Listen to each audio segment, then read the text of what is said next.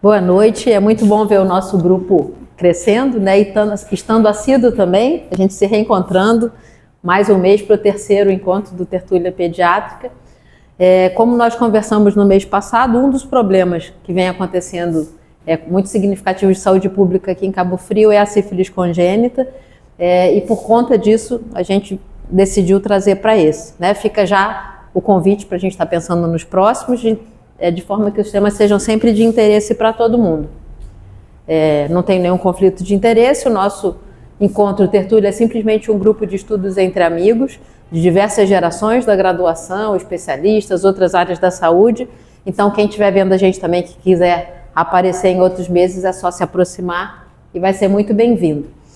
A ideia desse encontro de hoje é falar um pouco da sífilis congênita, para a gente lembrar um pouco da fisiopatologia, do diagnóstico, do tratamento, compreender a epidemiologia e a magnitude da sífilis congênita como problema de saúde pública, discutir o papel do pediatra, e não só do pediatra, do médico de família também, né, na prevenção e na abordagem da criança com sífilis congênita, trocar experiência com os participantes e, se quiserem, a gente sempre deixa um artigo de forma ilustrativa, se alguém quiser trazer a experiência e comentar. O artigo foi esse, da saúde coletiva, que fala de tratamento de parceiros, de gestantes adolescentes que tiveram sífilis, né? A questão da abordagem e tratamento dos parceiros. Eu queria agradecer de antemão a disponibilidade da doutora Júlia Barreto, que assim que foi convidada se disponibilizou muito a vir para cá, só que ela acabou precisando fazer um procedimento cirúrgico dentário, e ela falou que tentaria chegar hoje. Eu falei, não se preocupe, ela estava agora há pouco no dentista. Eu falei, descansa, e se vocês quiserem, o assunto é muito grande, tem muitas dúvidas, a critério do que a gente decidir, de repente, em um outro momento a gente discute só casos ou só experiências, e por favor, todos aí à vontade para a gente conversar. O que eu fiz, na verdade, foi uma revisão didática, né? Peguei os materiais e fui trazendo o que eu encontrei, lembrei de algumas coisas que eram diferentes quando atuava mais com neonato também, e aproveitando para acolher nossos estudantes, né, dar uma lembrada de que é a sífilis congênita, né? Ela é uma infecção pelo treponema pálido, que é uma espiroqueta, com uma membrana muito fininha que escapa muito facilmente ao controle imunológico do bebê também, e a infecção do bebê pode ocorrer em qualquer fase da gestação, desde o primeiro trimestre até o final, dependendo das diversas circunstâncias que a gente vai passar, sociais ou de comportamento, tudo que essa gestante viva, né? E pode acontecer casos mais raros dela ter a lesão, o cancro mesmo na genitália, que na passagem do canal de parto a criança acabe se infectando. Mas esses são relatos episódicos e é uma situação bastante rara. Então, a sífilis congênita, ela acontece por uma transmissão da sífilis no decorrer da gravidez. Essa mãe, essa gestante, por exemplo, ela não necessariamente se infectou durante o período gestacional. Ela pode ter se infectado naquele período, ou ela está há muito tempo infectada. Às vezes até mais de um ano, o risco maior de um ano para frente, né? Mas que é a sífilis, às vezes tardia, já teve lá atrás, ela não foi tratada, por exemplo. Às vezes nem sabe, porque ela pode ser completamente assintomática e também passa para o bebê. Então, e outra questão que é muito comum é a transmissão via sexual pela prática sexual no período que ela está grávida. Então vai importar muito para a gente como é o comportamento dessa gestante. Número de parceiros que tem, se ela usa preservativo ou não, quando tem um parceiro fixo, qual é a situação dele, se tratado ou não tratado. E existem casos também da possibilidade de transfusão de sangue transmitir. Hoje em dia, com os testes, é difícil porque ela costuma ser identificada. Inclusive, a gente comentou isso no mês passado, duas situações que já trouxeram para a gente aqui de Cabo Frio. Uma foi uma quantidade grande de bebezinhos nascendo com sífilis congênita, que foi uma informação do Hospital da Mulher, e outra informação do próprio Hemolagos, do Banco de Sangue, que diz que a direção lá do centro fala para a gente que em torno de 60%, 40%, 60%, acho que chegou a 60%, perdão, 40% das recusas de doação de sangue por doença infecciosa são por sífilis. Ou seja, 40% de recusa, a pessoa nem sabia, foi doar, a gente testa depois, né? E acaba não servindo sangue por causa disso. Então a gente realmente tem que estar constantemente buscando casos, né? E por outro lado, se a gestante for adequadamente abordada, for identificada e for tratada, a chance do bebê se infectar diminui significativamente. Nunca é 100%, mas é uma situação bem passível de prevenção. Esse problema, quando a gente fala, a gente fica pensando muito assim, é o Brasil. Não sei se vocês lembram, uns anos atrás, não sei como está hoje em dia, a gente estava com muita dificuldade até de ter penicilina na atenção primária. Não sei se aqui em Cabo Frio aconteceu isso. Duas doenças foram grandes problemas. Foi tudo, né? E febre reumática e sífilis foram os grandes problemas naquela ocasião. Só que isso vem acontecendo no mundo inteiro. Muitas das doenças infecciosas preveníveis tiveram uma situação dramática de piora depois da pandemia. Tem um artigo recente que um colega até reviu e compartilhou comigo, que é do Canadá, numa situação bem parecida. Estados Unidos, eles pegaram aqui, ainda antes, né, quer dizer, de 2012 até 2021, um aumento de mais de 700% de casos de sífilis, com um número altíssimo de casos e de natimortos, de casos de sífilis congênita e de natimortos e mortes neonatais também por conta da sífilis.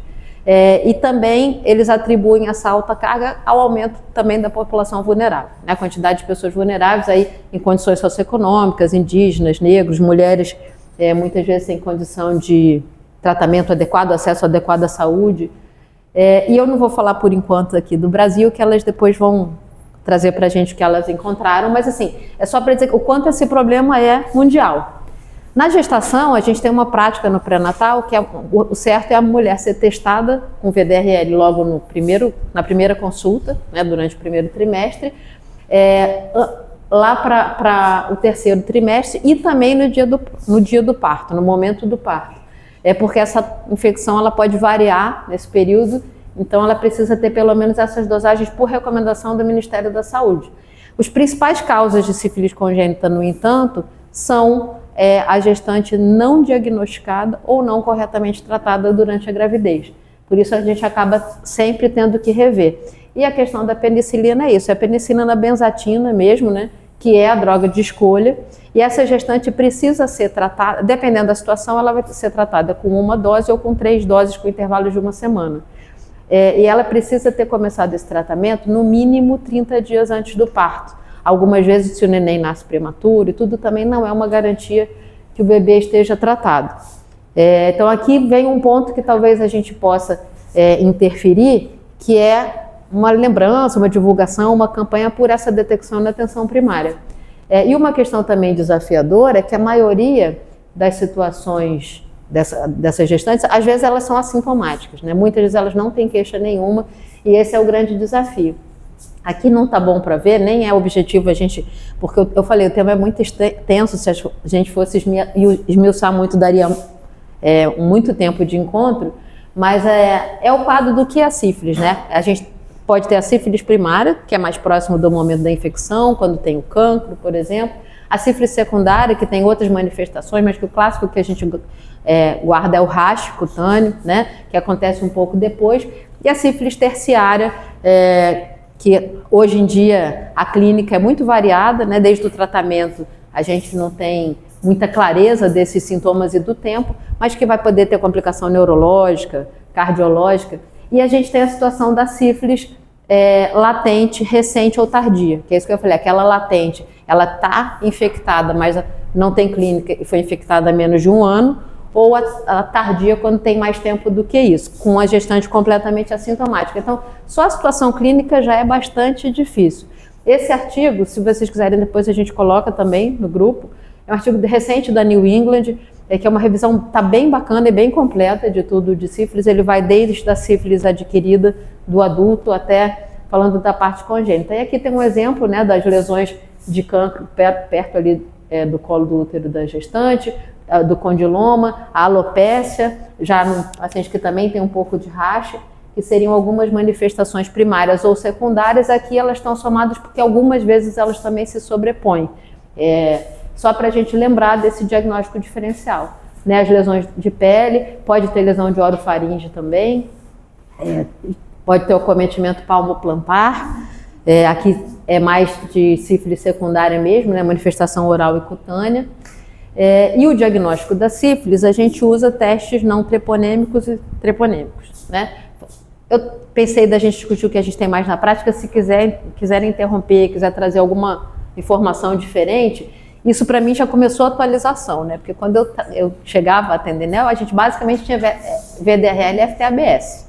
Agora tem os outros recursos, né? Então, de testes não treponêmicos, né, que são aqueles testes que buscam antígenos que não são específicos do treponema, os mais usados são o teste, o VDRL e esse RPR, tem por extenso depois, né?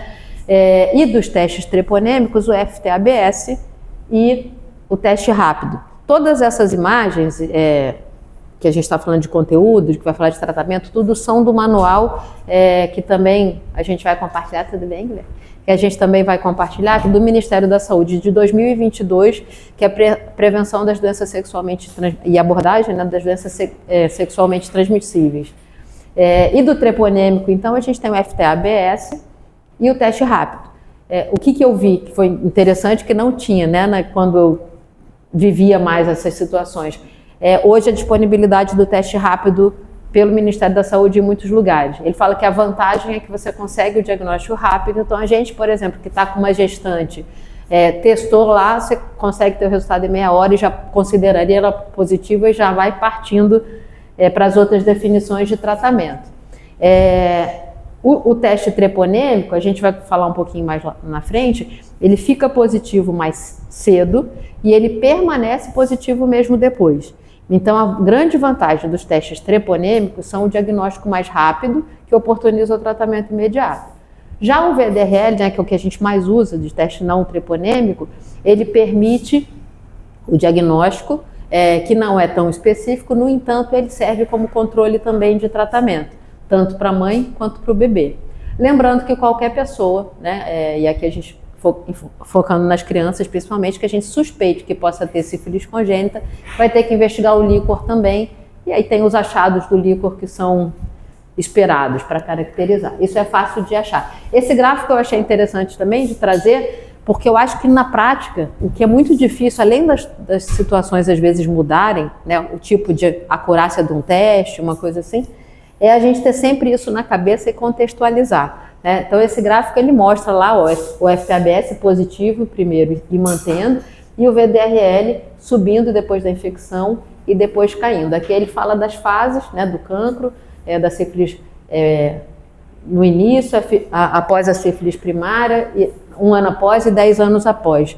Então, a gente consegue ficar com essa ideia, basicamente, que o VDRL cai e ele é um bom indicador de sucesso de tratamento, enquanto os testes treponêmicos permanecem. Então, qual é a recomendação atual do Ministério da Saúde? Que se faça primeiro o teste rápido, porque ele já vai te dizer a possibilidade de infecção e ele positivo teria um bom índice preditivo positivo, quer dizer, já trataria a gestante, e você faz o teste não treponêmico depois, se também for reagente, aí é a situação mais fácil. Ele fica positivo, está tratado.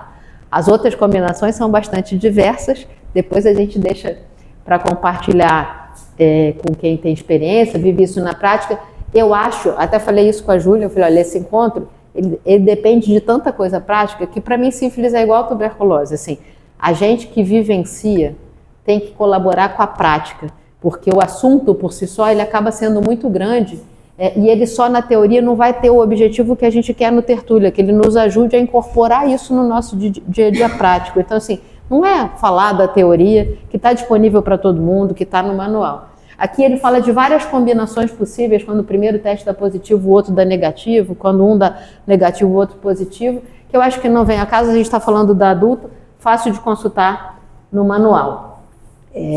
Aí continua essa tabela, era mais para a gente citar. Esse também não precisa ninguém ler, era só para a gente lembrar de falar, e que me lembrou da época que eu vivia também o dia a dia de bebezinhos com sífilis. Antigamente a gente usava muito o VDRL, né? E tinha um ponto de corte, né? Era 1:8, eu acho, rapaz, não era? Eu falei errado, que a gente considerava positivo a partir de 1:4, com uma coisa, isso há muitos anos atrás. Não? Mas assim, eu me lembrava de alguma coisa. Sim, mas em que eu digo que a gente via, tinha certeza que era quando ele era maior do que o da mãe. Tinha situações que não. Agora, o que ele diz isso? O ponto de corte não serve mesmo, realmente qualquer positivo é positivo. E o ponto de corte não é um bom indicador para a gente, ele faz muita confusão. Isso eu ainda vejo até colegas falarem. Você tem um valor, aí você fala, mas é dele, é do bebê, é da mãe. Então, o que esse manual ressalta? Que o VDRL, ele pode demorar muito a baixar. O ideal, até quando a gestante foi tratada, na melhor das condições, ele pode ainda estar positivo, mas está caindo. Ela pode ter tido infecção recente. Ela pode ter estágios tardios de infecção, né, como eu falei, ou então ela pode ter tratado, está até curada, mas ela não negativou totalmente, que é quando a gente chama da cicatriz sorológica. Então, essa dificuldade que a gente vê na prática, ela é bastante real e ela é alertada bastante nesse manual também. O que ele diz? Que para a gente tomar decisão, nunca se atentar apenas aos exames, por mais que a combinação deles a gente possa ter algo didático para interpretar. Mas. Dá muito problema. Quer falar? Fala. Não, isso dá muito problema. A gente vê uns que era para tratar e não trata, diz que é cicatriz, quando você vai ver não era, outros que era cicatriz, trata e deixa o neném lá 10 dias tomando penicilina e não era para ser. Uhum. E é realmente muito confuso. Sim. Então, depende da pessoa, de quem é que está no plantão, quem é que vai dar alta, tudo é muito relativo. Sim. Não tem assim um padrão certo. Essa é uma situação que eu percebi bastante lendo também e que eu achei que a presença de quem vive isso vai fazer toda a diferença. Porque o que a gente tentou? Em todos os encontros, no primeiro a gente falou de mudanças da prática do tratamento da criança com a pneumonia aguda.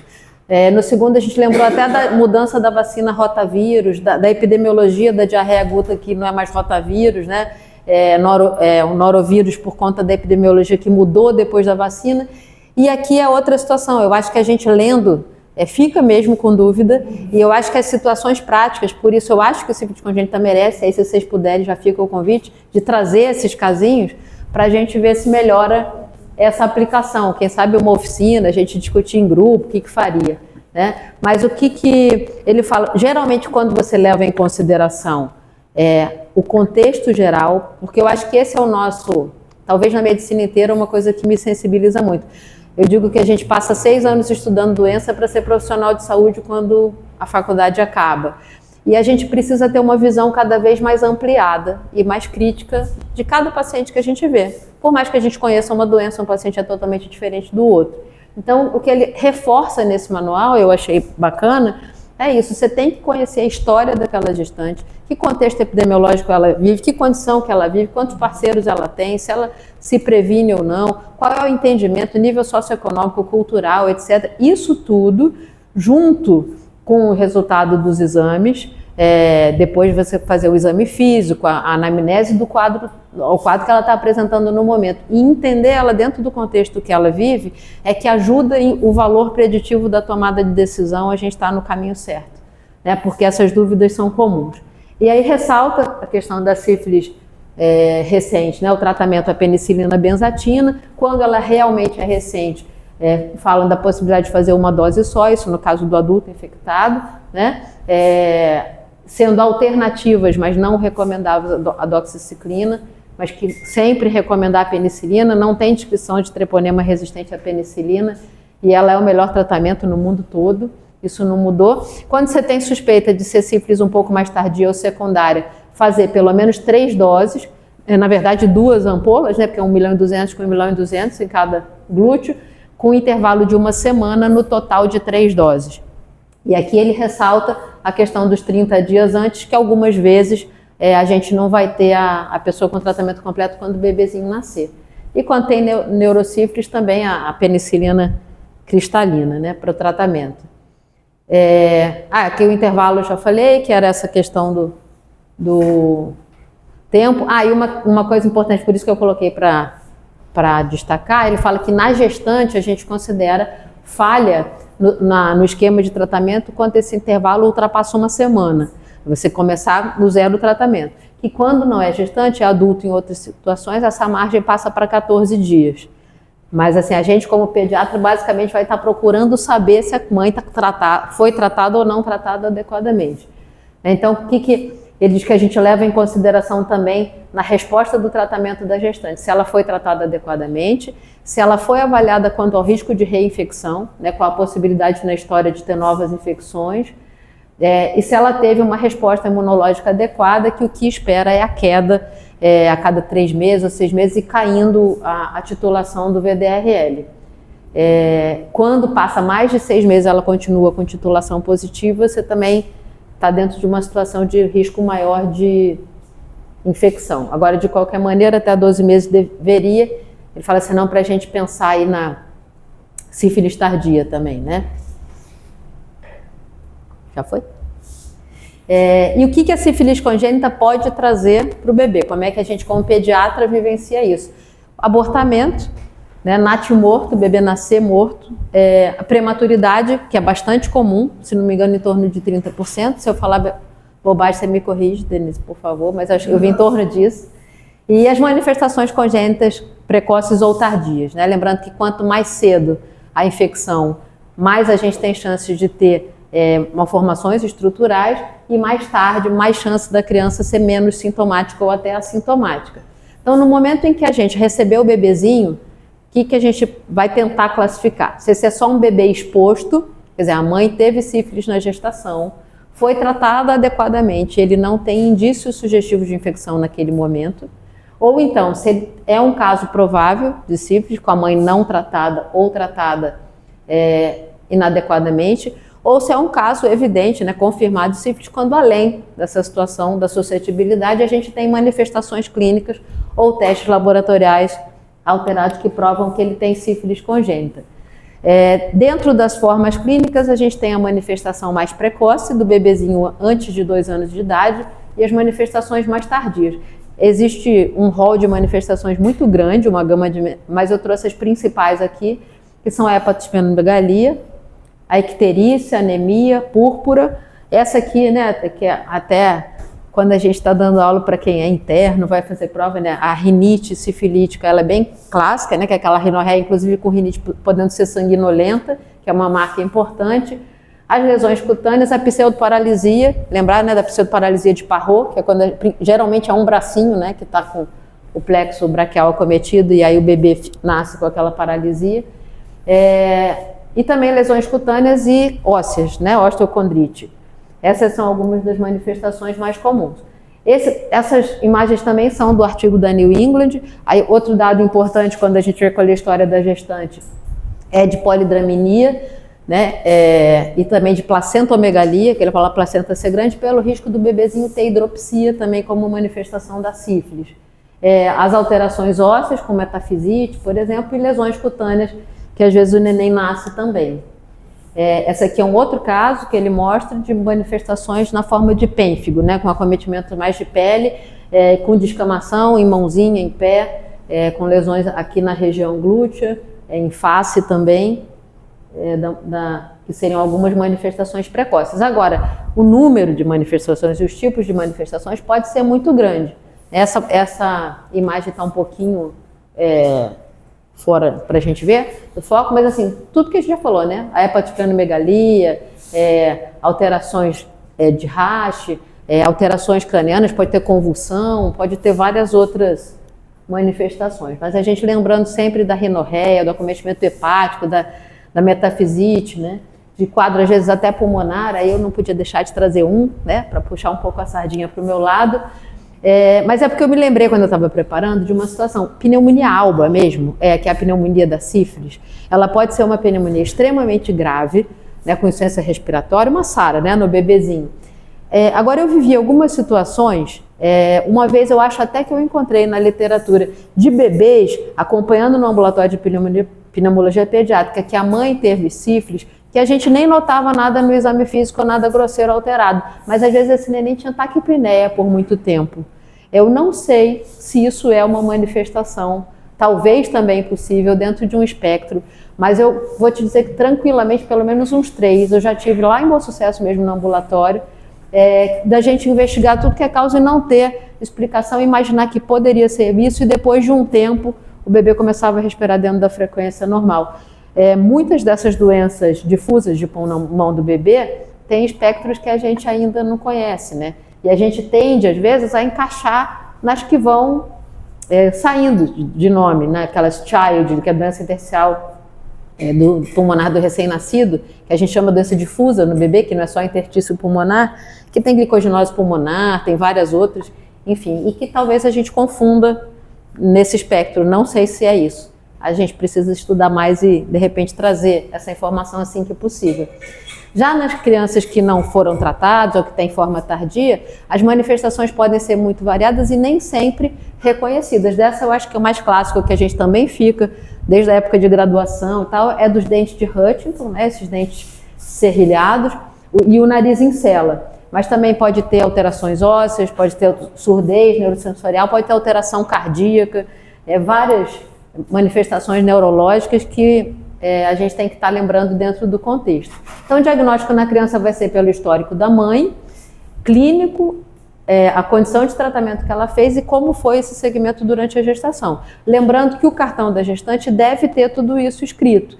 Então, dentro do possível também, a gente buscar que tenha essa informação. Eu achei uma pena que a gente ainda não conseguiu ter equipe de saúde da família daqui, inclusive a UERJ tem a residência de medicina de família na região, porque era uma situação que eu queria muito que a gente trocasse. Quem está na atenção primária, como é que é depois esse bebê chegar lá, porque quando a gente não se encontra, fica cada um de nós na sua prática fechada, né?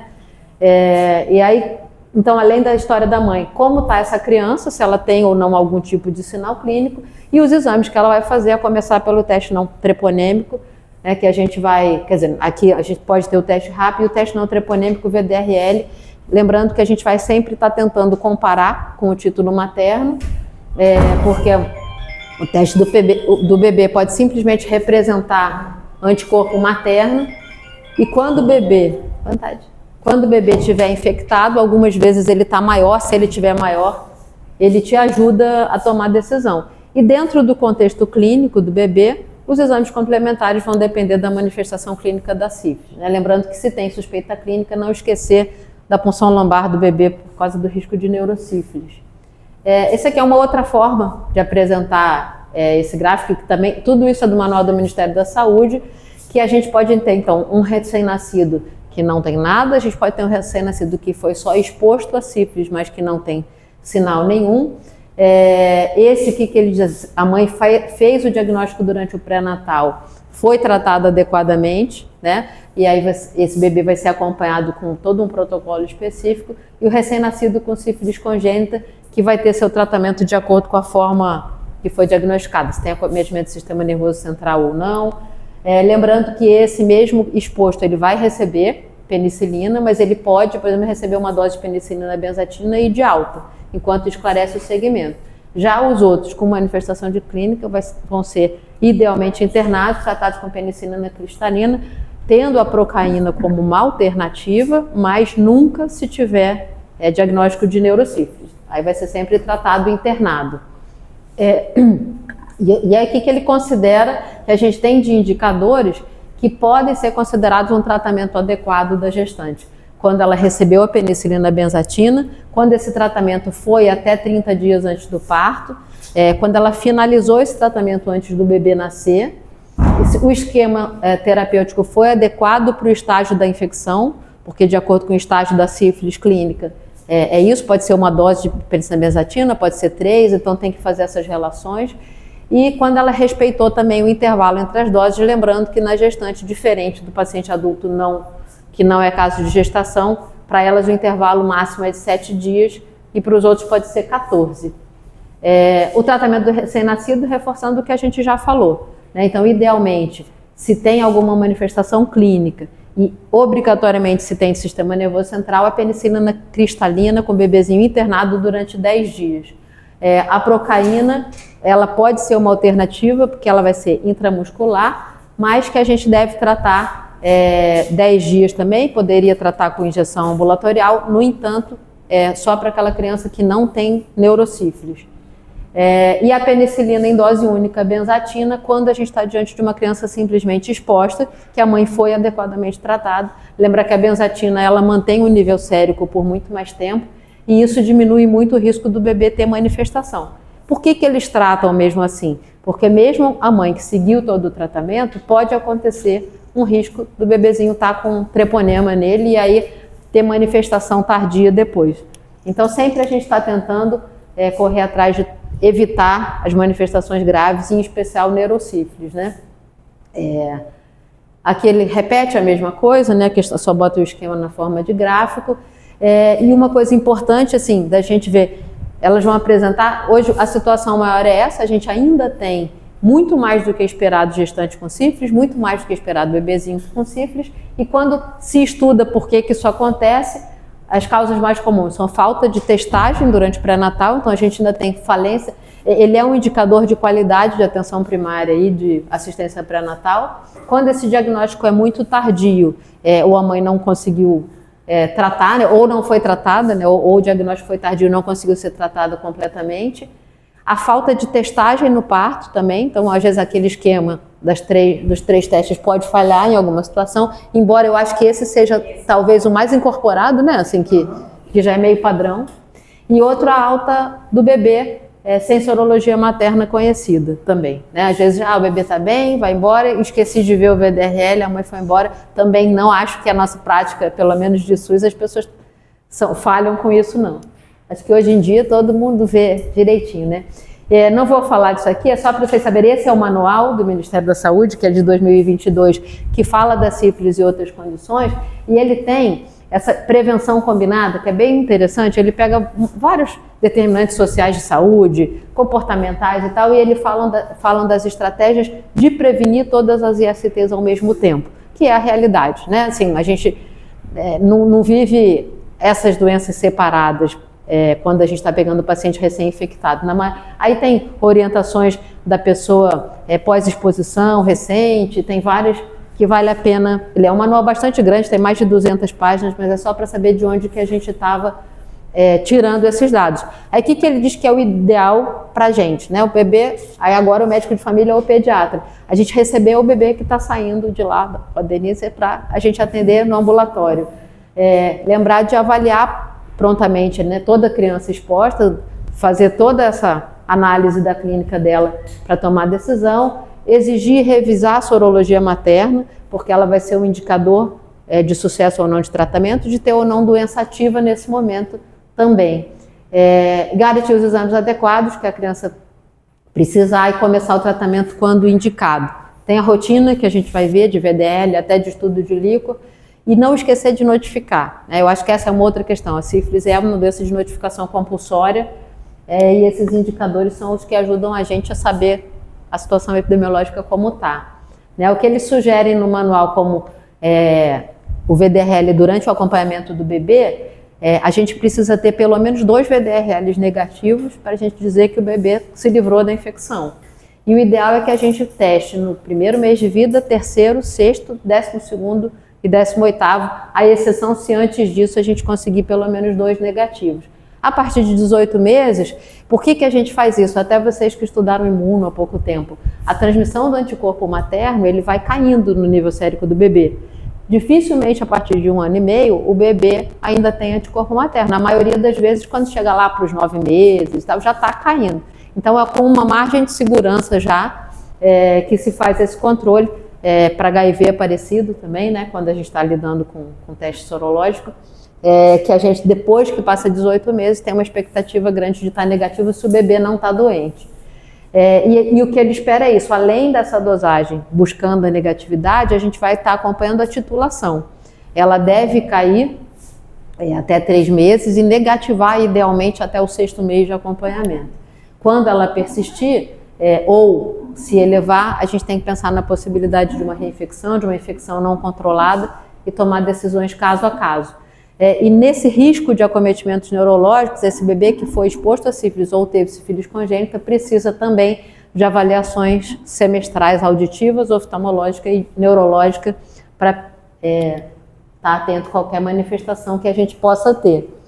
Então, assim, por que a gente conversa sobre isso? Por mais que seja difícil, né, essa abordagem, a gente precisa sempre estar levando várias coisas em consideração, ela é uma doença totalmente evitável, principalmente a sífilis congênita. A gente sabe que os determinantes sociais são a situações mais difíceis, mas pelo menos se a gente começa a conseguir diminuir, né, o número de bebês infectados, a gente vai conseguindo interferir nessa cadeia de transmissão.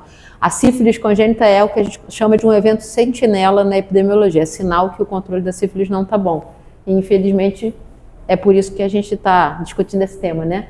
Então, ele vai depender da vigilância adequada, do rastreamento oportuno e da ação interprofissional, e eu acho muito isso também, dos níveis de assistência, que acho que Cabo Frio é bem mais fácil de fazer do que no Rio. Porque, assim, raramente a gente consegue saber com que médico de família a criança que saiu tá. Talvez aqui, não sei se a gente em algum momento, crie uma rede que a gente facilite esse contato de alguma maneira, que a gente possa ir aprendendo uns com os outros. Seria o ideal. É muito difícil.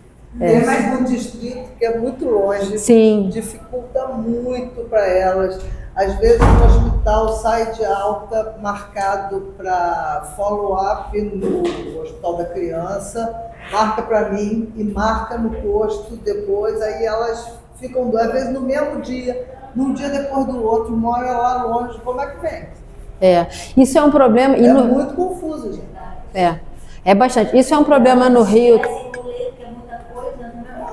E também, sabe o que acontece? Por exemplo, eu faço a cadeia aqui, a Kellen é da maternidade, faz anel. Aí envia para a Denise acompanhar. E eu faço puericultura. Eu não consigo enxergar o que a Denise faz e eu não consigo enxergar o que a Kellen fez.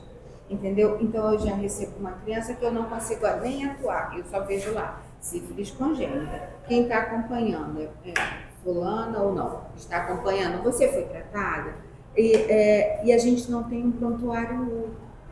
Então realmente isso fica muito difícil. Entendeu? Sim. Aí, às vezes, todos os médicos do Hospital da Mulher, quando vão fazer a sala de parto, nem todos eles fazem um relatório. Dizendo que a mãe tinha sífilis congênita, que a criança não foi tratada, parará. Então, hoje a gente fica sem saber, aí pergunta, aí quando vê já tem uma consulta marcada com Denise, né? E não sabe nada, não tem relatório nenhum. Sai do Hospital da Mulher sem ter relatório. Voltar ao hospital para pedir, eu não tenho como saber se eu não sei quanto que era o seu VDRL, quanto que era do neném. Pensei em resumo de alta. É impossível, meu amor, preciso que você vá lá. E eu, nesse sentido, está sendo tratada apenas um teste rápido. Teste rápido positivo trata. Sem controle de VDRL. Como é que a gente tem controle de cura? Isso é um problema. Não tem. A paciente tem apenas um teste rápido. Isso é um problema que eles até ressaltam mesmo, a importância. Isso pode ser de uma gestação anterior. Exatamente, porque ele permanece, né? Sim. Sim, eu já peguei vários assim, mas eu tive também no ano passado. Eu tratei e fizeram a tratação de novo. E trataram o neném. Isso aí depende da mão de quem você caiu, eu não posso fazer nada. Sinto muito, mas não tem o que fazer. Seria preciso realmente um POP que todo mundo utilizasse. Tratamentos. O problema maior era o pré-natal, são os obstetras.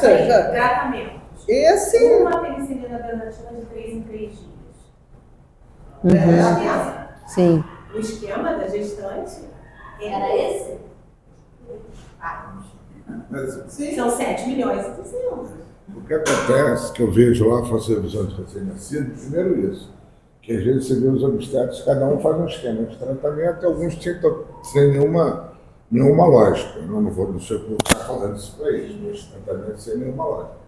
Segundo, muitas mães que chegam só fizeram teste rápido, não fazem ideia. Então não adianta. Falta de adesão também quando a ao gente pré-natal. aí eu faço a revisão. Lá, eu chego, porque eu pedi, não ia por lá, bota a evolução e tal, mas ninguém vem aqui, porque não tem controle, as crianças não têm controle, claro, você faz um livro, escreve uma criança, você baixa na outra, aquilo lá, sabe-se lá o que acontece. Então, o acompanhamento é muito complicado. E sífilis congênita, a gente tem que lembrar sempre, é a segunda causa de morte evitável de recém-nascido no mundo. E você acaba tendo um tratamento, acompanhamento, né? Porque tem sífilis que não tem, você vê que que é cicatriz, e já tomou não sei quanto, a criança tomou. Tem mãe HIV que faz penicilina benzatina que não adianta nada. Então, é complicado. É complicado. E a sífilis está aumentando no mundo todo. Sim. Na Alemanha, o aumento foi de 20%. Para a Alemanha é um absurdo. Né? Nos Estados Unidos teve um aumento de, se mostrou lá, 700%, porque tinha casos assim, qualquer aumento. Né? Sim, vai ter uma expressão grande. Absurdo. Se a gente tiver um aumento de 700% aqui, vai faltar criança para ter sífilis. É verdade. Não, é verdade. A gente tem... Assim, cada vez que a gente se encontra, assim, eu sei que pode ser a gente ter um sentimento meio ilusório, mas acho que a nossa vida tem que fazer algum sentido, né? Pode ser que seja só um grãozinho de areia, mas assim, no momento em que a gente vê o estudante olhando para tudo que se leva em consideração no controle de uma doença infecciosa que já era para estar controlada há muito tempo, que vai desde a gestão até a nossa prática.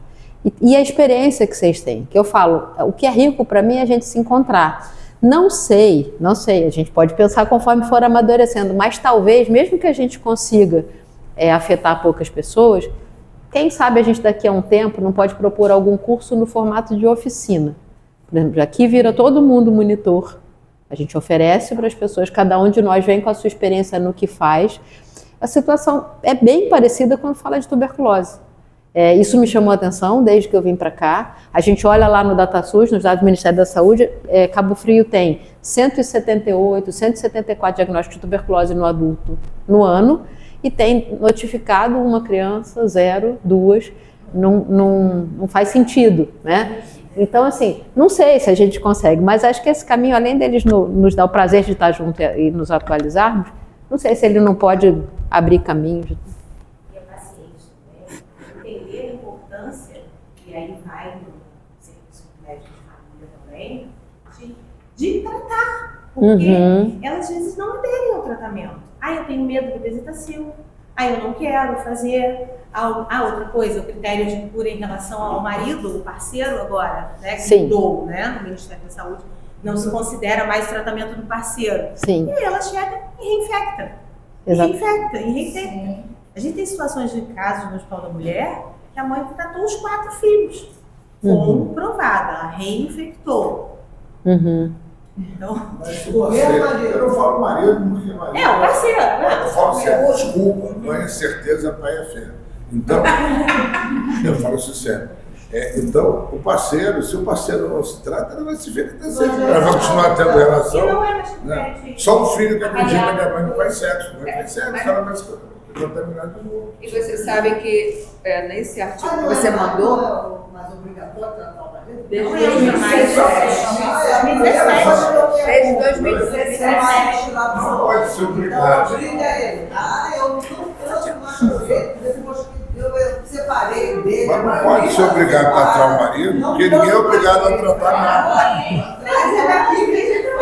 A autonomia do paciente, nesse caso, é absoluta. Eu não quero tratar ou não trato. Cabe a mãe, a mulher ficar comigo ou não. Eu não sou obrigado. Uma opção de tratamento, se não tiver neurosífilis, é usar a procaína.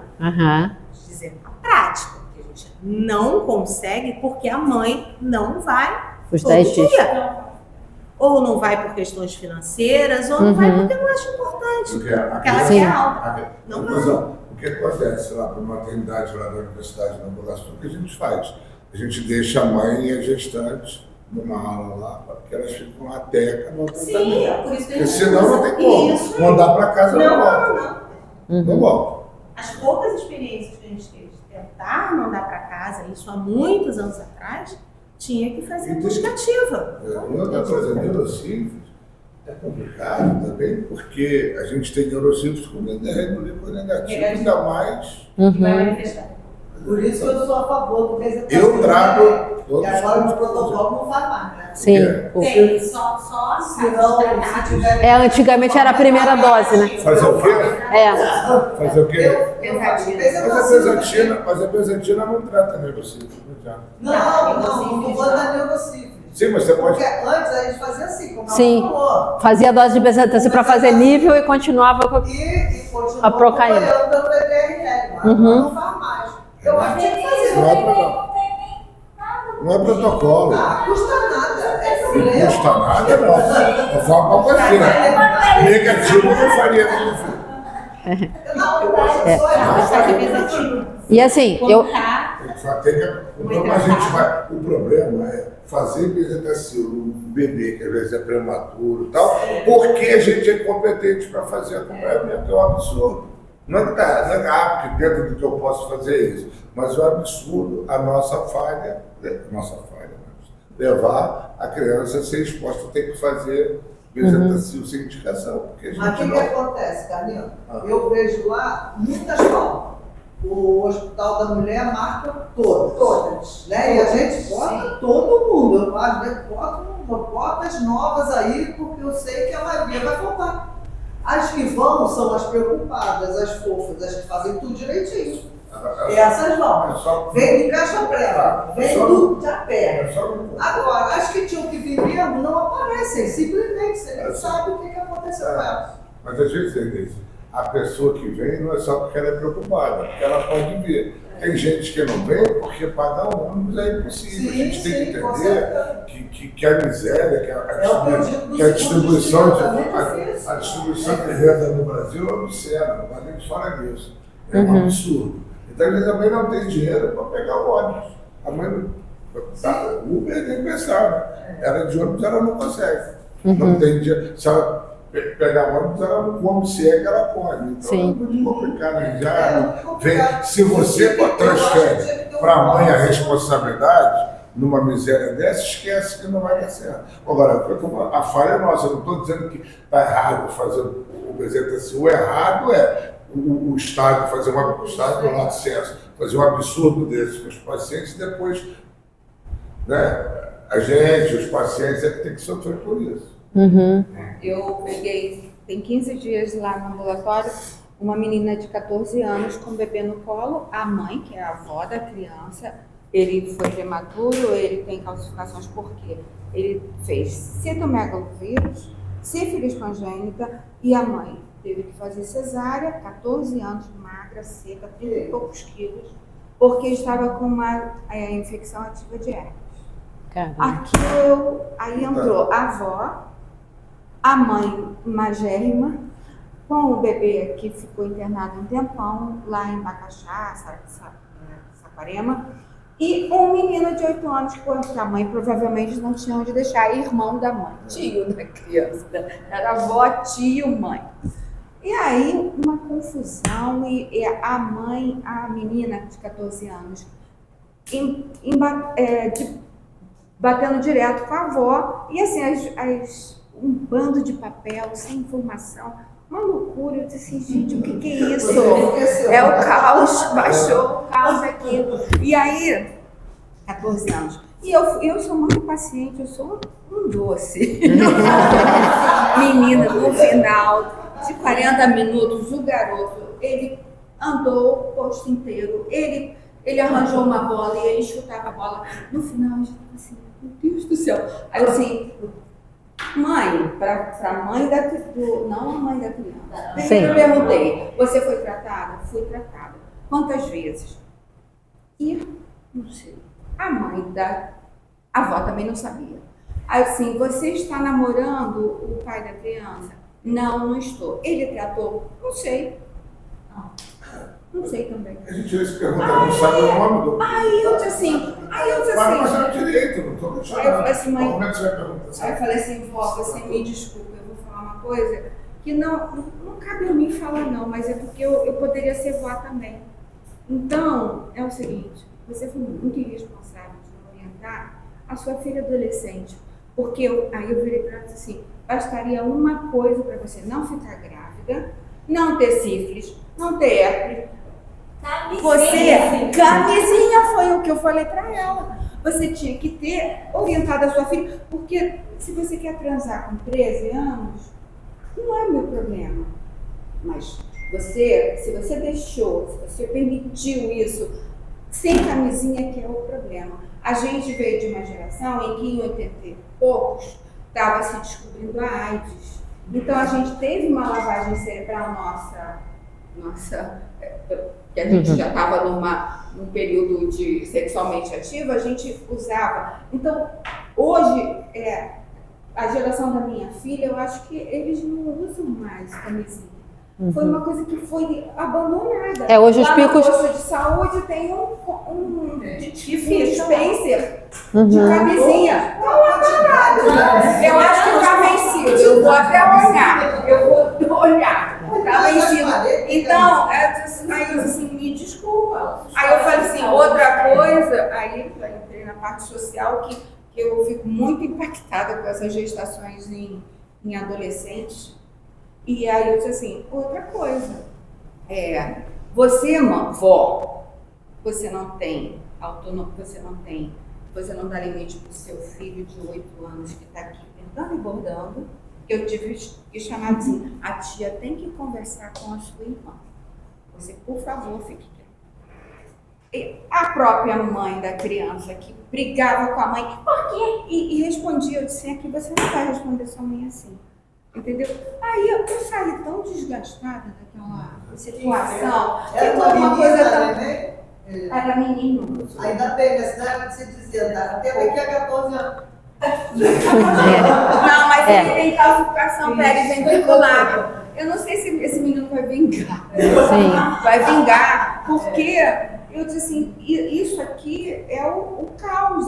Para mim era a pintura dantesca. Entendeu? E eu disse assim, sabe de uma coisa, eu vou falar isso para você hoje, porque você não vai ficar comigo. Porque por ela ter ficado internada, ela vai ficar com follow-up. Que são também pessoas maravilhosas que vão acompanhar. E talvez vá cair no colo de Mas era isso, porque eu só tinha aquele dia para desabafar com ela, senão eu morri infartando. Você se ferrou. Não, mas eu tenho testemunho ali, eu sou doce para diabético no consultório. Fora do consultório, eu não sou doce, eu sou doce. Nada doce. Bem amargo. Mas no consultório eu tenho você essa. É o único lugar que eu tenho. Não, eu sou igual. A Denise fala, eu queria que você tivesse 1/10 da paciência que você tem com as mãos comigo. Eu não tenho paciência com ninguém, só com as pacientes. Agora eu vou te falar algumas coisas. Hoje, Vocês salvaram? hoje, a Febrasgo acabou. Não há Vocês mais salvaram? protocolo, é desobrigado. Salvaram? Não é indicação de cesárea herpes. Quer vegetar? E isso foi colocado no prontuário. Não, mas não é obrigatório. Não há indicação de. Isso aí está claro. Quer colocar? O Ministério da Saúde na Febrasgo não há indicação. Não falaram que ela tinha Pois cobra. é. Segundo, mesmo em atividade, você não é obrigado a fazer cesárea. Acabou a cesárea. Com cancro? Não, a Febrasgo mostrou que os trabalhos mostram que é igual. Se a mãe já está com cancro, o risco da criança ter que ser parto normal, a cesárea é muito próximo. Então, eles não indicam. Outra coisa, a gente tem que entender também, olha só, muitas vezes, eu vejo na Rua Sul, eu vejo aqui, você vê assim, a criança de 13 anos, né, 13 anos, engravidou, de 12 anos engravidou, pegou uma criança lá que tinha 17 anos, 4 filhos e um aborto.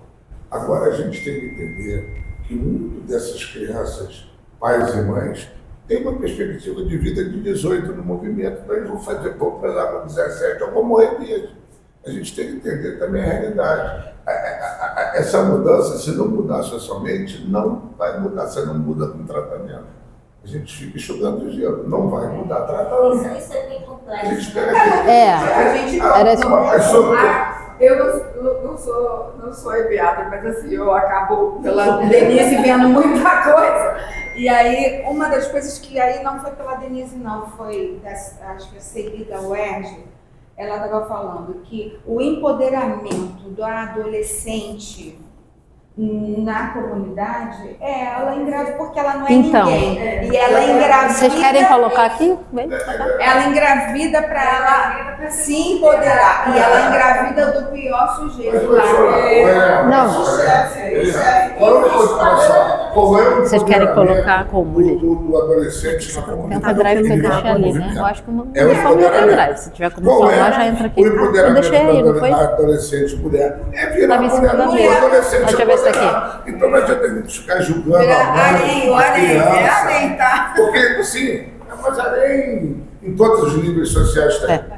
Né? O professor, Não, O que então, acontece, isso aí não é porque apesar da gente, a né, gente tem que entender isso. falar Qual é a muito realidade que elas moram? da sexualidade, do respeito da dupla proteção, né, de camisinha e anticoncepcional e tudo mais, acontece às vezes que ela deseja engravidar. Então. Sabe por quê? Por carência afetiva. Família. Família. Nunca teve ninguém, não teve um pai presente. A mãe tem que sair para trabalhar, ela tem que cuidar dos irmãos. E a ideia é Ela que vai vai ter uma segurar o pessoa namorado, dela, o um marido bebê vai dela que ajudar. vai amar ela. Parece pra cima, né? Entendeu?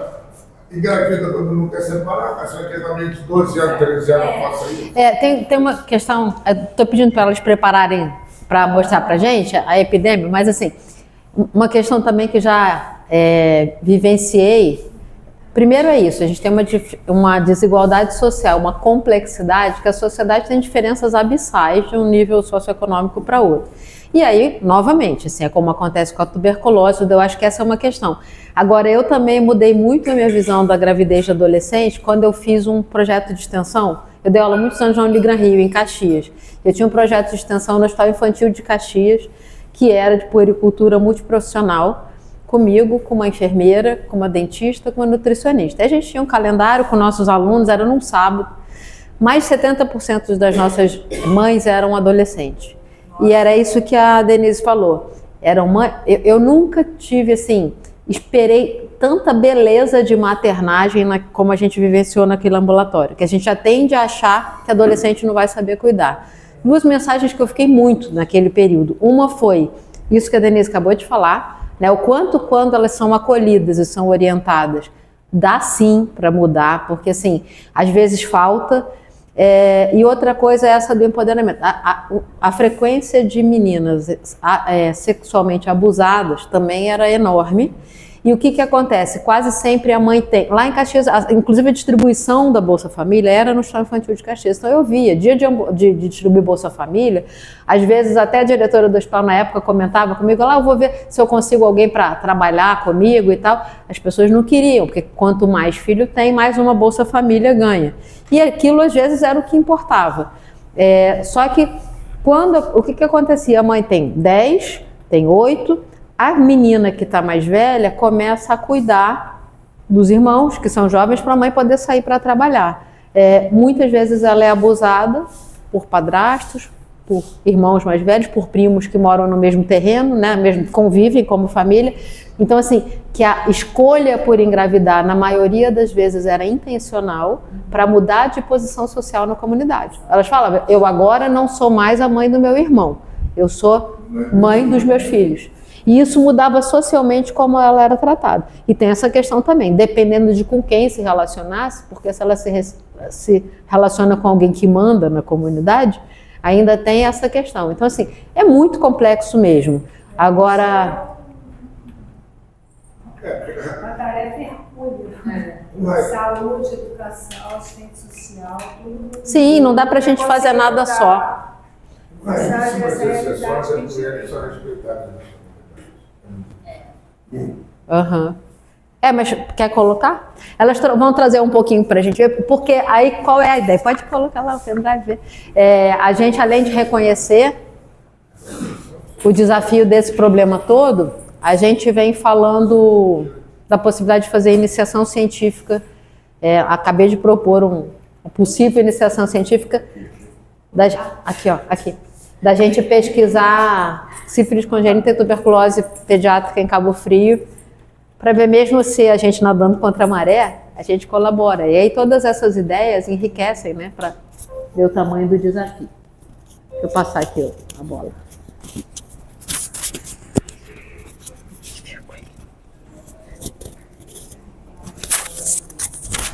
Pronto, pode falar. Entre vocês três. Como é que é, Kaique?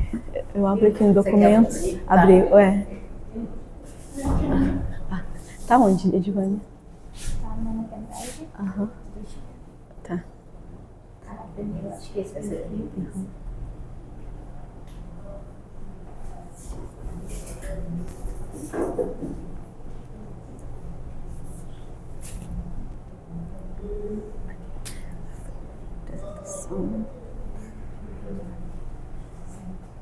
Givânia, Nicole, Sara, como a gente que elas levantaram aqui.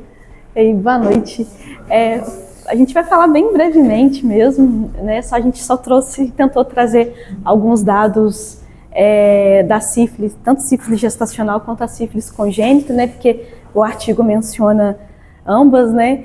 E a gente, escutando a discussão, né, de notificação mesmo, né, e tal, parece que há uma subnotificação, ou às vezes nem notificação mesmo, a gente sentiu um pouco isso na hora que a gente foi pegar esses números, né, e transformá-los em gráficos, né, porque parece que os dados divergem muito. A gente pegou Brasil, Rio de Janeiro e Cabo Frio, parece que os dados acabam divergindo, tem ano que não tem informação, e é bem complexo, sabe? E aí eu fiquei pensando em várias coisas, eu falei assim, gente, se a gente conseguir, né, professora, tentar mudar pelo menos a realidade aqui de Cabo Frio, né, em orientar mesmo os profissionais de saúde, acolher esses dados, né, com mais afinco mesmo, né, e de forma mais, não sei, talvez empática mesmo, né, olhando a gestante, né, eu acho que é importante. A gente pegou as gestantes de 15 a 19 anos, né, porque é uma idade, acho que tem a cobertura pediátrica, né, mas a gente pegou também no número total também de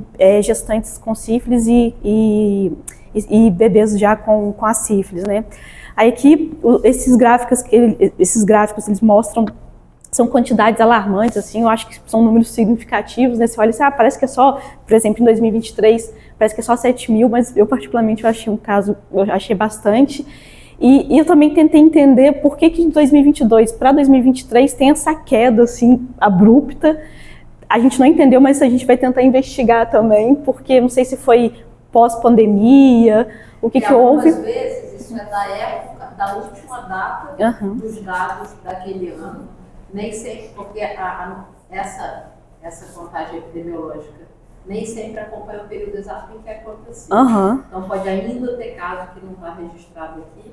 E para muitas dessas doenças infecciosas, até é curioso que em 2021 e 2022 ainda continua aumentando significativamente, porque algumas, como a tuberculose, que a gente teve foi uma perda de notificação no período da pandemia, porque as unidades de saúde passaram a ter o Covid como prioridade de atendimento.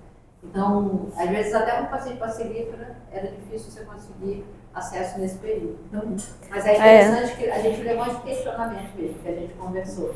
E a ideia de eu acreditar tanto assim na educação e nelas é até isso. Primeiro é a curiosidade, a gente querer fazer a diferença, a gente achar que a gente pode de alguma forma.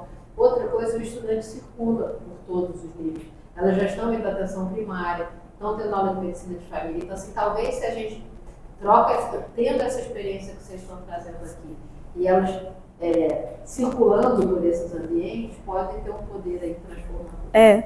Até você falando da medicina da família, né, a gente teve um trabalho que a gente fez na UBS de Manuel Correia, e a gente sentiu isso um pouco na pele, assim, a gente foi falar com as meninas não, né, foi falar com os adolescentes sobre educação sexual, né, doenças sexualmente transmissíveis também, era o nosso foco, porque lá o pessoal da OBS falou com a gente que eles estavam tendo um problema, né, com meninas engravidando precocemente e doenças sexualmente transmissíveis, né, e assim, a adesão foi baixíssima, sabe, no dia que a gente foi fazer o trabalho lá com o pessoal, foram só 3 meninas, e assim, foi um papo legal, foi um papo descontraído, mas eu senti que a adesão foi baixíssima. Eu tenho vontade de tentar dar continuidade nesse projeto. Sim. Sim. E quando a gente... É uma pena que eu acho que a gente nem vai participar, continuar indo lá, porque eu acho que mudou pro Siqueira. Acho que vai ter essa reforma lá. E Parque Buller. Mas eu acho que independente disso, eu acho que a gente pode tentar continuar o trabalho lá, porque parece que é bem preocupante mesmo. Assim, na questão também de postos de saúde, mas até mesmo nas escolas, porque como até ela falou, tipo, às vezes pode ser uma desorientação da mãe ou da avó, mas é uma coisa complicada também, porque a gente não sabe qual foi a criação dessa mãe e dessa avó. Por exemplo, a minha mãe, ela não é uma pessoa tão aberta para falar comigo sobre essas coisas, porque ela não foi criada assim. Provavelmente quando eu tiver um filho ou uma filha, eu vou dar uma educação diferente que a minha mãe deu. Então, acho que esses trabalhos, a gente recolher os dados, ver se está aumentando, pode ser até uma coisa para a gente fazer, sei lá, um projeto às vezes de extensão na escola, para ter mais orientação. Lógico que na escola todo mundo vai aprender sobre isso, sobre como se prevenir, né? Mas às vezes o professor passa tão rápido que aquilo acaba sendo tipo, banal. Acho que não tem tanta importância assim. Quando a gente enfatiza mesmo o assunto, aí talvez a gente possa ter uma mudança, né, dessa realidade. Quer ver uma ideia, uma coisa que no Rio eles fazem há muito tempo, que chama... me esqueci. Como é que é o nome? Esqueci também. Rápida Saúde. Rápida Saúde. Então, eles treinam adolescentes, tá? Isso funciona como um concurso público lá no município do Rio. Esses adolescentes são treinados por profissionais e eles fazem o trabalho nos postos de saúde, nas UBSs, no município inteiro, tá? Então, eles fazem esquetes, eles fazem palestras, eles vão na casa vão nas escolas. E é muito interessante porque eles multiplicam os saberes, né, sobre todas as partes de saúde, de prevenção, de promoção de saúde.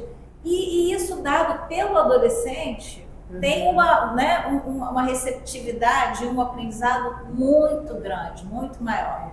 Eles se sentem incentivados, eles realmente aprendem, né? Os adolescentes que estão ali comparecem às unidades, entendeu? Então, é um trabalho fantástico. Vocês, como são novos, né, podem aí, por identificação, né, chamar mais, né? A gente lá no posto de saúde, a gente agora vai começar a fazer durante a consulta, a gente vai ter a sala de espera. Então, na sala de espera, né, a parte da enfermagem vai falar, né, sobre diversos assuntos. Um deles, claro, né, a parte de prevenção de IST, né, mas vai falar sobre várias coisas. Então, esses adolescentes que compareceram aos postos, que têm uma frequência razoável, né, vão também... E aí é interessante nas escolas, por exemplo, vocês lançarem o tema e depois voltarem. O que vocês aprenderam sobre isso? Sim. Né? Porque eles vão ser obrigados a estudar, né? vão fazer trabalhos e isso rende um bom caldo. Sim, né? Sem dúvidas. Com certeza. Você me lembrou mais uma vivência que eu tive na UERJ. Quando eu comecei na UERJ, vai fazer 21 anos, como docente. E era o primeiro ano de cota na época, e eu fui com um grupo, eu comecei como professora da medicina de família, fui para o CIEP da Mangueira. Por acaso, a turma que a gente escolheu trabalhar, escolheu sexualidade, prevenção de IST e tal, e a gente eu fui com vários alunos do primeiro ano, com a característica, né, que a gente dá o valor danado da UERJ hoje, da diversidade, que são as nossas turmas. Pedimos um tempo para o professor de história, começa aquela bagunça, né? Que a adolescente vai falar de dança sexualmente, a gente vai ensinar camisinha, a gente com banana, não sei o que ela. Daqui a pouco tinha um engajamento tão grande. E aí no final eu fui agradecer ao professor, o professor me recebeu chorando lá de fora da sala e falou: muito mais do que aprender sobre o assunto, você trouxe para esses alunos representatividade, porque tinha, até no nosso grupo, inclusive, alunos que eles se viam neles. E isso nunca tinha tido oportunidade na vida daquelas crianças. Teve um menino, inclusive, que na hora de preencher o questionário, ele falou assim: tia, bandido é profissão? Porque está perguntando aqui a profissão do meu pai. É o que ele é. Posso colocar? Então, assim, é tão interessante essa troca do tanto que a gente aprende e o quanto que alguns, é o que o professor falou, se um ou dois se identificarem, se virem na possibilidade de estudar e tal, pode ser que eles mudem essa condição de vida que às vezes parece meio uma vida pré-determinada.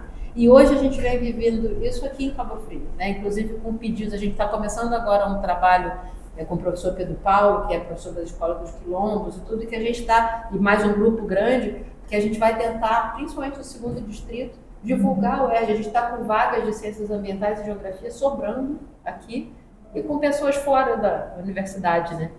Então, assim, eu acho que a educação, por isso eu acho que eles podem transformar mais do que a gente, por isso que é todo mundo junto, né? Sim. E se a gente conseguir, mas continua aí, Não. para não atrapalhar. É só mesmo para a gente ter um panorama, né, que é um panorama geral mesmo do Brasil, né, gestantes aí de 15 a 19 anos, e vai crescendo exatamente.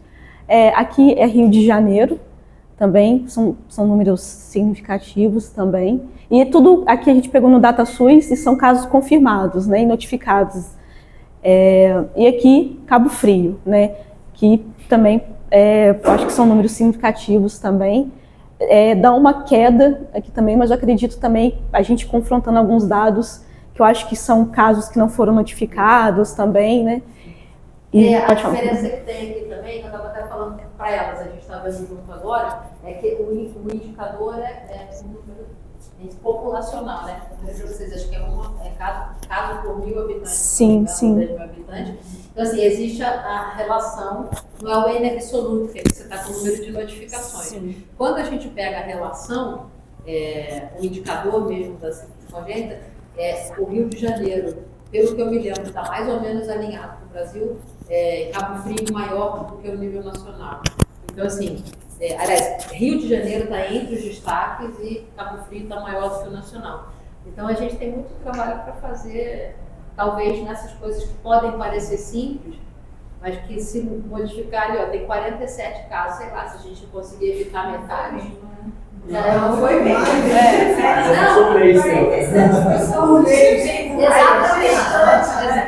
Exatamente.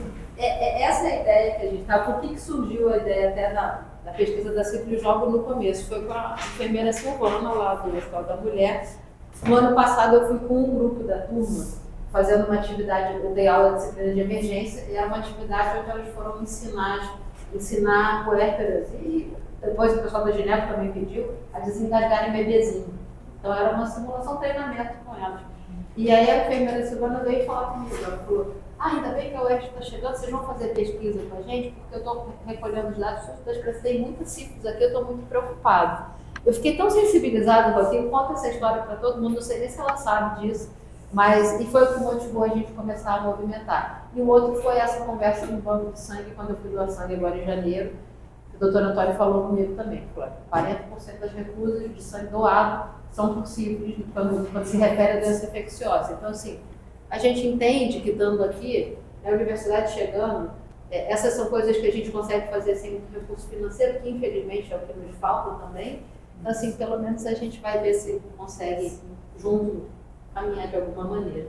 Eu posso só lembrar? Eu estava vendo aqui, no Brasil, em 2021, foram 167 mil casos de sífilis congênita. Rio de Janeiro, em 2020, deixa eu ver aqui, quando é que foi no Brasil, foram, quando aqui? 2021 foram 167 mil casos de sífilis. Rio de Janeiro, em 2023, foram 25 mil. O Rio de Janeiro é muito grande mesmo, sífilis. Foram 200 óbitos por sífilis congênita. Agora, se vocês acham que aqui tem muita sífilis congênita, é que vocês não conhecem Nova Iguaçu. Não, é que também é proporção, é isso que eu falei, proporção também mas mesmo a proporção, mesmo se você fizer proporcional, é muito grande. Muito grande. É bem complicado. E lembrar que doença infecção sexual já falou, muito junto. Você não pode achar que vai ter só Pode falar. Aqui a gente pegou os casos confirmados, né, de sífilis congênita no Brasil, e esse número a gente só levou em relação às pessoas na faixa etária de 15 a 19 anos. Isso.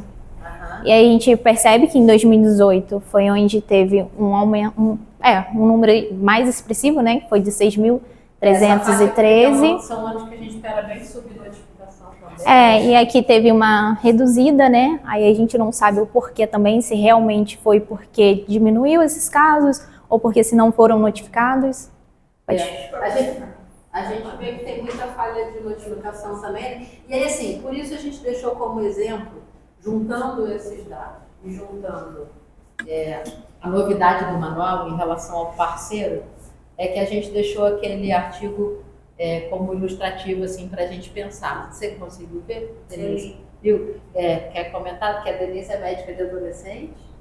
Então, assim, eu só tenho a lamentar, né?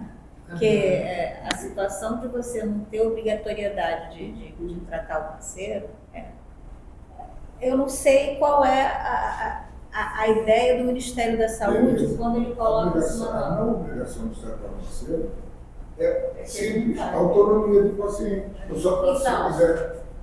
Entende? Eu só me trato se eu quiser.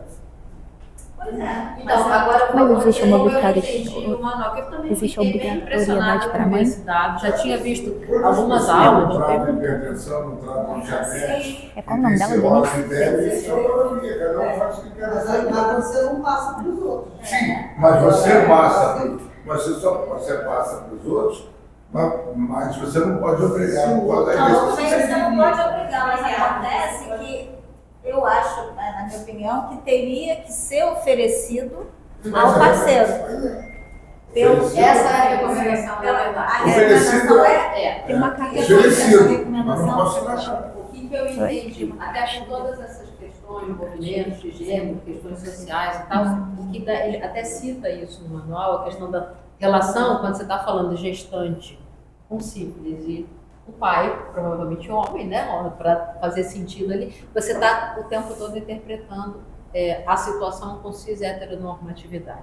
E aí, o que ele fala no manual é sobre isso. Os comportamentos precisam ser conhecidos de maneira ampliada, porque não necessariamente porque aquela mulher está grávida, esse é o padrão de vida dela. Mas não é contra tratar. Com certeza ficou essa ideia. Eu já assisti outras aulas de sífilis até de colegas e sempre vem essa mensagem no manual de 2022, tira a necessidade de tratar o parceiro, mas eu li agora inteiro, assim, e ele não tira. Na verdade, ele enfatiza que é importante você tentar identificar e oferecer o tratamento para o parceiro. Inclusive dizendo isso, se convive, se vai ter relação direta, se não faz nenhum tipo de prevenção, ela vai tendo novas exposições e quanto mais relação sexual ela tem com o infectado, ela vai aumentando a chance de ter sífilis congênita no bebê. Então ele não tira. Agora, por toda essa questão de complexidade social e todos os entendimentos atuais,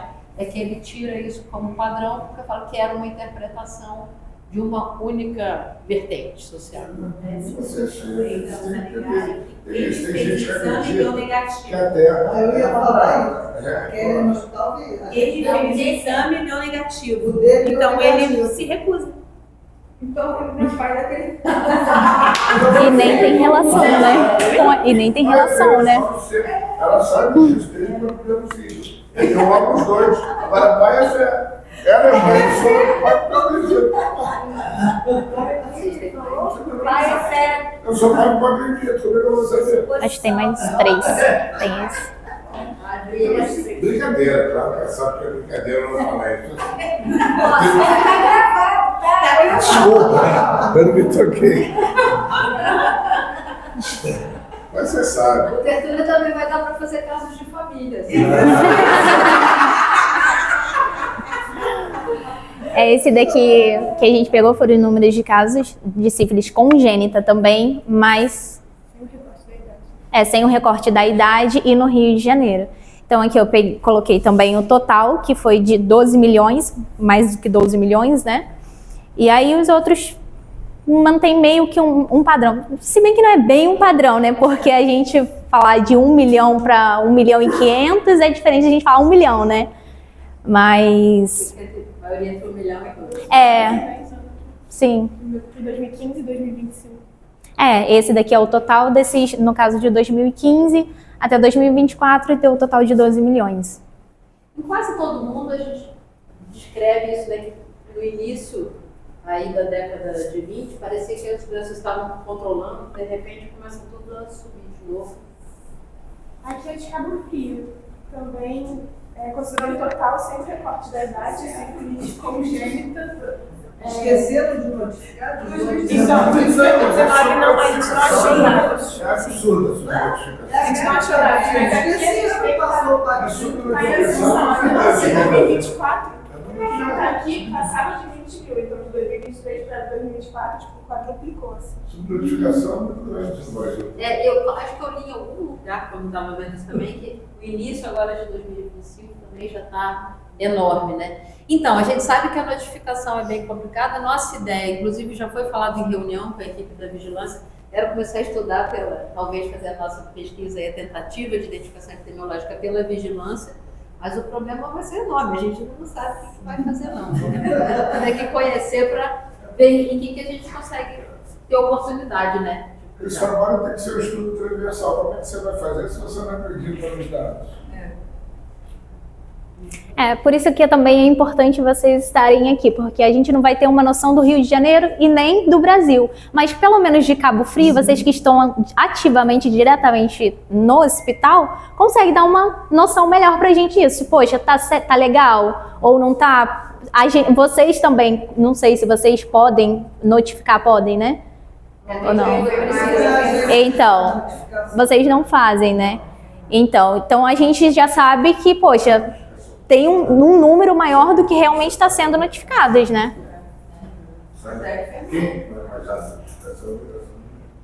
Inclusive, da dengue também foi tudo. Mas o diagnóstico é médico. O diagnóstico é médico, a notificação é médica. Isso é igual quando você fala, eu vou denunciar maus tratos, mas eu transfiro para alguém. Você pode transferir, mas se não for feito, quem vai responder é você. O médico é o responsável por essas condutas. Isso é uma coisa médica, um diagnóstico. Sinal de COP. Já um rasgo cutâneo, estou falando no caso de sarampo que eu vi. Pegou, sarampo? Agora não, uns 3 ou 4 anos. COP é rasgo cutâneo, febrinha, e aí ele... Acho que ele tinha acabado de tomar a vacina, tinha uma semana ou 10 dias que ele tinha tomado a vacina, não deu tempo de fazer efeito. E aí eu notifiquei, e foi interessante, porque eu notifiquei, a saúde coletiva foi atrás, rapidamente, e fez a cobertura vacinal na família inteira, e acabou ali. Não é só na família, tem que ser um... Pior que essa festinha de aniversário do menino, eles pegaram todo mundo e vacinaram todo mundo. E vai voltar a ter, porque está tendo. Já morreu gente nos Estados Unidos, está tendo sarampo aqui. Vocês não têm noção do que sarampo. Talvez Cristina, que foi minha staff. Cristina foi minha staff. Foi a R1, ela já estava se aposentando. Aí.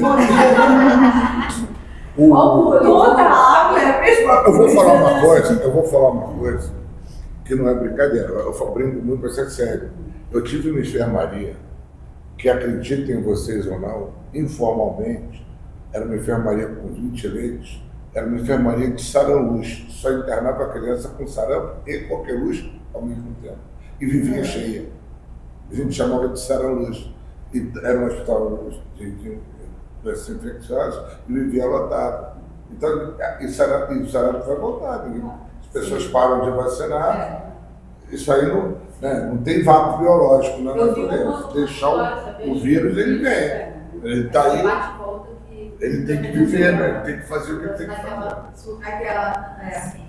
Só que essa não ficou. Tinha voltado da dose zero, né? Essa criança tinha chegado, eu atendi sábado, ela tinha chegado da Venezuela e foi pro consultório. Eu atendi, eu falei, há quantos anos eu não vi isso, mas com mancha de coque, assim, tudo. Só que ela voltou rapidamente, então assim, acho que nem teve.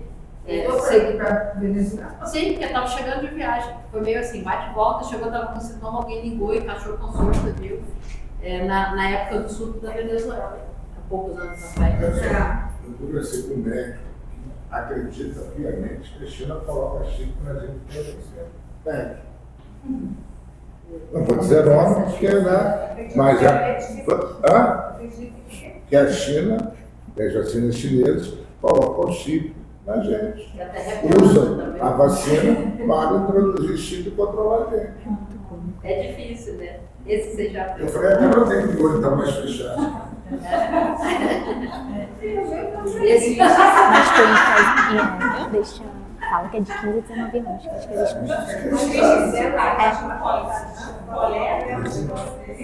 Como é que a população acredita? Quer passar mais?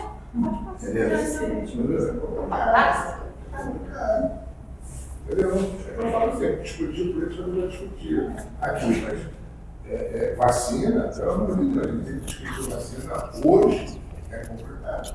Mas olha só, mas 5 casos notificados em Cabo Frio, Mas os Estados Unidos têm morrido. mas mesmo assim. Não, isso a informação está baixa. No DataSUS o total estava 5 mil, né? No anterior. Sem recorte. Sem recorte de Por mês. Você vê que esse dos 90 não cai. O caiu da luta. Sim. Então são pontos de notificação diferentes e onde a gente vai ter E a gente 10 crianças ao mesmo tempo. tem que lembrar. Então tinha uma função do outro, E os adultos que não renovaram a vacina estão expostos. que ela já teve uma situação lá no Hospital da Mulher de 7 crianças tratando ao mesmo tempo. Ao mesmo tempo, com punção lombar, confirmando o neurocífilis, 10 dias de prescrição. Não, sífilis não. Sífilis, É muito pouco. Sífilis, Não. mas é muita coisa. Uma boa opção para vocês, talvez, mais fidedigna, conta talvez a notificação não esteja funcionando, seria fazer revisão de prontuário. Eu pensei nisso. Agora. Mas pode falar. Eu pensei no Hospital da Mulher. Se autorizado. Claro. Na verdade, as pesquisas têm várias etapas, né? Por enquanto, foi uma provocação, né? A gente conversou, começou a ver questão do DataSUS. A gente tem tido uma parceria muito legal com a equipe da vigilância do município, sempre a gente dividindo angústias, até porque desde que eu me mudei para Cabo Frio, a gente fica, tem criança com tuberculose aqui, às vezes eu vou lá no Manuel Correia ver criança, às vezes no Siqueira, então assim, a gente entende que tem caminhos a ser feito. Agora, eu acho que a gente precisa valorizar as pessoas que trabalham e que têm envolvimento locais. Por isso eu fiquei tão mobilizada quando conheci essa enfermeira, Silvana, a Rosalice também, diretora do hospital, a gente sabe o envolvimento que as pessoas têm e talvez esse seja um ponto. Porque é isso, no momento em que elas conseguem ter essa riqueza que eu agradeço, nenhuma aula de sífilis que elas tenham no curso vai ser melhor do que esse encontro com vocês. Então assim, eu acho que a primeira coisa é o quanto é importante as pessoas entenderem. Agora vou até fazer uma bandeira aqui, a gente está discutindo a duras penas a inserção curricular da extensão universitária. Isso que a gente está fazendo é extensão universitária. Está muito claro que não adiantava dar uma aula de sífilis para elas irem para o posto, porque ninguém vai entender nada e não vai ter aprendido nada. O que vocês nos permitem trazer de vivência, o que nos deixam com responsabilidade como universidade para a gente se virar, porque é nosso papel mesmo. Como vai fazer, não sei, mas a gente precisa se movimentar. A gente não está aqui, e aí eu digo tranquilamente, até por motivo pessoal, escolha minha e do meu marido quando viemos para cá, nós não viemos para cá para não viver isso. É isso que a gente quer. Se a gente vai conseguir, eu não sei, mas eu acho que essa vivência, ela dá pelo menos pontos. Além da gente poder aprender, porque a gente não sabe nada, a gente vai tentar ajudar com o que a gente escolheu fazer na vida, né? Quantas pessoas escolheram estar lá neonatologista, quem está na atenção primária, a gente escolheu trabalhar com educação, não porque a gente seja melhor do que ninguém, porque é um caminho. Então, assim, mas nenhum de nós consegue fazer nada se a gente não tiver essa troca, né? E talvez a gente começar, talvez não vá resolver o que passou, podemos fazer um teste do epidemiológico, de uma revisão, mas provavelmente vai ter muita falha de dado. Então, quem sabe se a gente daqui para frente, a partir dessa vivência de hoje, pensar, inclusive num prospectivo, que nem elas falaram, como se fossem uns monitores, sei lá, vamos dizer que uma vez por semana, uma vai lá no Hospital da Mulher, teve essa semana, bebê com sífilis, e a gente começar por aí, pode... Já acabou com essa Pode ser um caminho, né? E aí fica a nossa ideia. A gente ainda não tem comitê de ética em pesquisa aqui no nosso hospital, a gente vem trabalhando por isso, tem algumas comissões antes. A gente usa o do Pedro Ernesto, mas assim, já fica a chamada, nós temos interesse, acabamos de submeter o grupo de pesquisa para a faculdade, e se sair, está todo mundo convidado para estar junto com a gente, assim, ninguém vai fazer nenhuma pesquisa em hospital, porque a universidade foi lá, Da mesma forma que a gente fala, na pesquisa que envolve a extensão universitária, que é uma novidade. A extensão universitária ela caminha muito para pesquisa social e pesquisa qualitativa, que tende a ser muito desvalorizada na academia. Só que o que ela faz? Por exemplo, a narrativa dessas mães adolescentes, elas podem ser autoras de um trabalho científico, que elas nos vão trazer um conhecimento que a gente não teria se não fizesse esse contato. Então, assim, esse movimento todo de extensão é uma mudança total do paradigma de ensino, que a gente também se sente o tempo todo remando contra a maré. Então, todos estamos, mas é bom que a gente está aqui, está numa tremenda canoa havaiana, e eu acredito que a gente possa caminhar. Se alguém tiver mais alguma consideração, a gente continua. Se não, só para agradecer, não podia ser mais precioso e tê-las aqui participando. Obrigada, até a próxima.